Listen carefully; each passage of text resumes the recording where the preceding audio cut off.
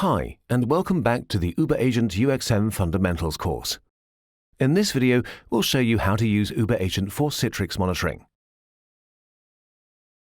Citrix allows quick and easy access to centrally and cloud-hosted resources like desktops, apps, and files. uberAgent not only supports the usage in Citrix environments, it also enables more metrics when the agent recognizes that it's running on a Citrix machine. When looking at a typical Citrix architecture, uberAgent enables metrics for these areas: users and devices which are connecting to a Citrix resource, Citrix ADCs, Citrix controllers, and, of course, the machines hosting apps and desktops. To get the full potential of uberAgent's Citrix integration, only a few steps are necessary. First, if you're using read-only technologies like MCS or PVS, be sure to follow the steps in our documentation before sealing the image. You can find the link in the description. Second, Citrix site monitoring. uberAgent detects if it's running on a Citrix Delivery Controller, DDC, or a Citrix Virtual Desktop Agent, VDA. On DDCs, uberAgent automatically activates additional metrics like machine registration status, license usage, and published application inventory through PowerShell and OData. Install the uberAgent endpoint agent on at least one delivery controller per site.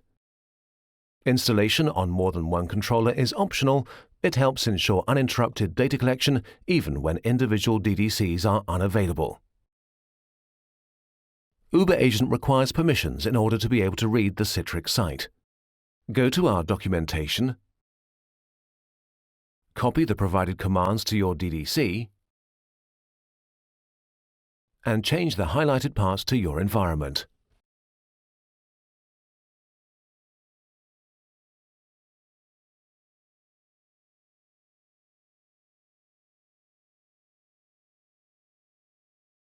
Start PowerShell with elevated permissions and run the required PowerShell commands.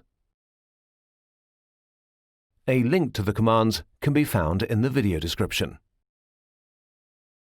The following dashboards are empty if you don't configure uberAgent's Citrix site monitoring. You can also configure uberAgent to monitor your ADCs, formerly known as Citrix NetScaler. The uberAgent endpoint agent needs to be installed on a machine from where it can reach the Citrix ADC appliance's NetScaler IP.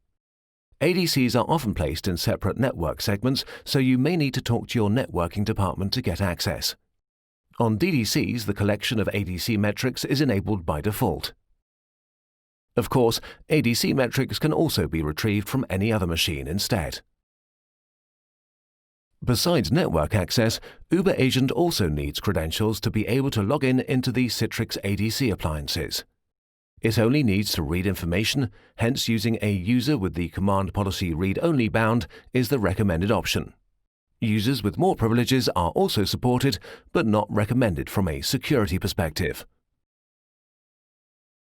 Log into your ADC appliance and create a user with the command policy read-only bound. A link to the script can be found in the video description. Go to your uberAgent configuration file and add a new ADC configuration stanza. For this course, we created two example stanzas. In the first example, uberAgent connects to a single ADC instance through HTTP and port 80. The data collection happens on DDCs only. In the second example, uberAgent connects to an ADC high availability pair through HTTPS and port 443. Every endpoint agent receiving this configuration tries to connect to the ADCs. Hence, plan the distribution of that configuration very carefully to not overload the ADC pair with requests. You're going to learn how to encrypt the password later in this course. The following dashboards are empty if you don't configure uberAgent's Citrix ADC monitoring.